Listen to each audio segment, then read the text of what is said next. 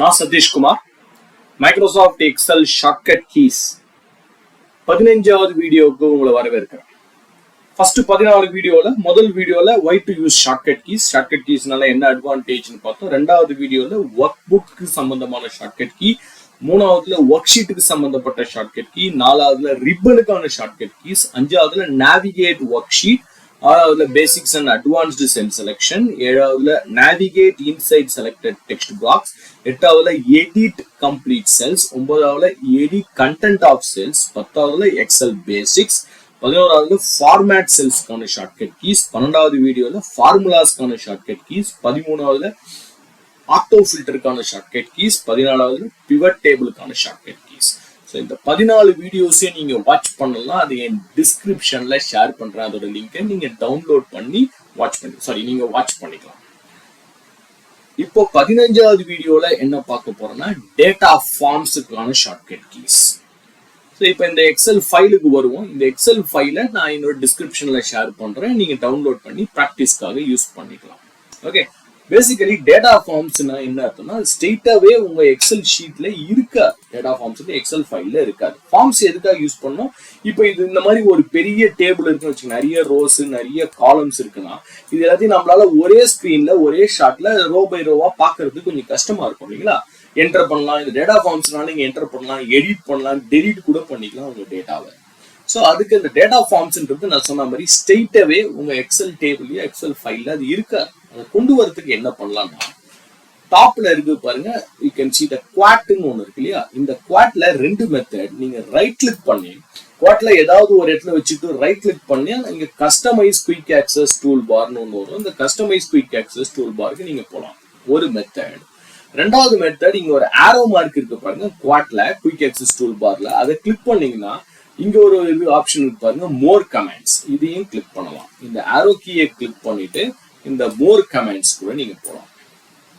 இது ரெண்டாவது மெத்தட். மூணாவது மெத்தட், ஃபைல்ல போயிட்டு ஃபைல்ன்ற டேபை கிளிக் பண்ணீங்கன்னா அதுல ஆப்ஷன்ஸ் ஒன்று இருக்கும்.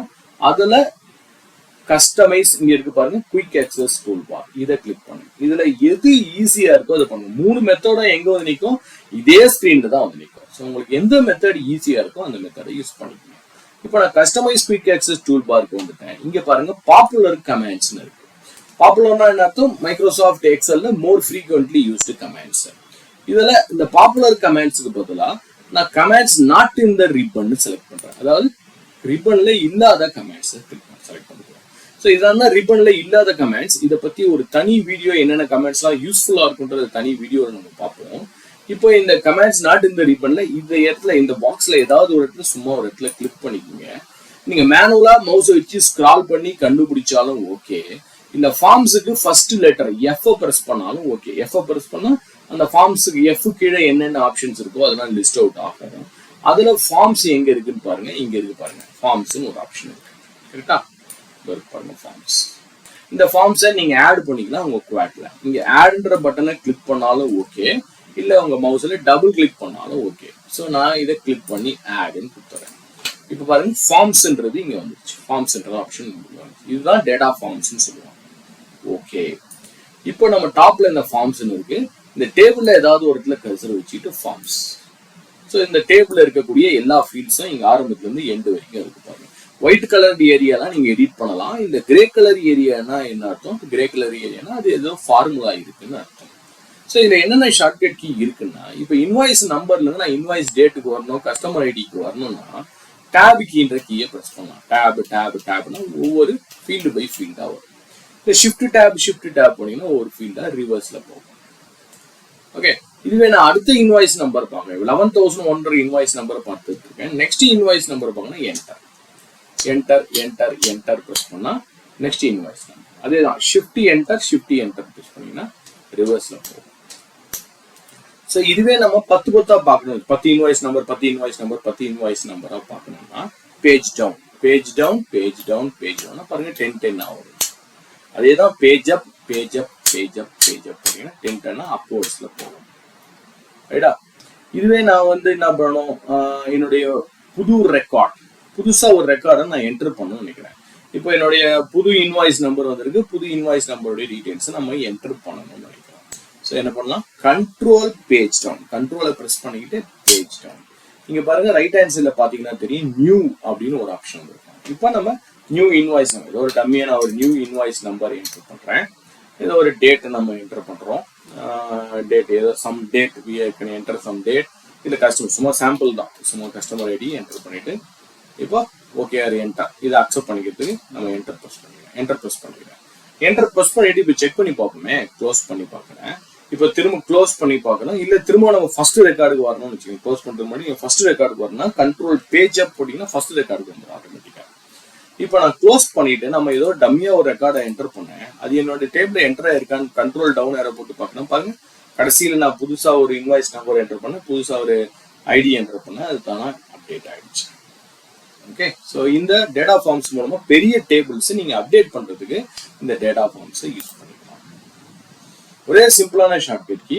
இப்போ இந்த கஸ்டமர் நேம் இருக்கு, அந்த கஸ்டமர் ஃபர்ஸ்ட் லொகேஷனுக்கு போனோம், எடிட் பண்ணணும் அப்படின்னு கேட்டா அதுக்கு என்ன பண்ணலாம், ஹோம் பட்டனை கிளிக் பண்ணலாம். ஹோம் கிளிக் பண்ணா ஃபர்ஸ்ட்டுக்கு போயிடும், எண்டு கிளிக் பண்ணா அதே ஃபீல்டில் ஃபர்ஸ்ட்டுக்கும் லாஸ்ட்டுக்கு மூவ் பண்றதுக்கு ஹோம் எண்டு யூஸ் பண்ணிக்கலாம்.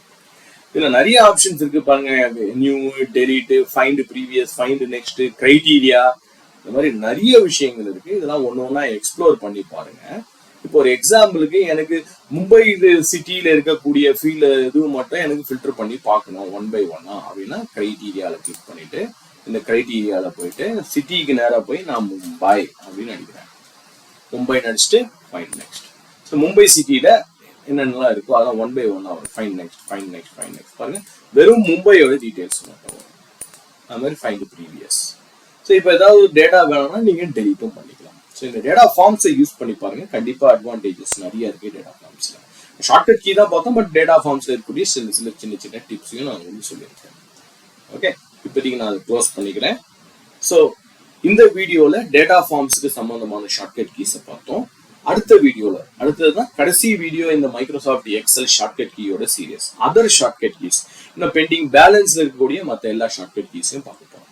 ஓகே, இந்த வீடியோவை வாட்ச் பண்ணதுக்கு நன்றி. அடுத்த வீடியோல சந்திப்போம். வணக்கம்.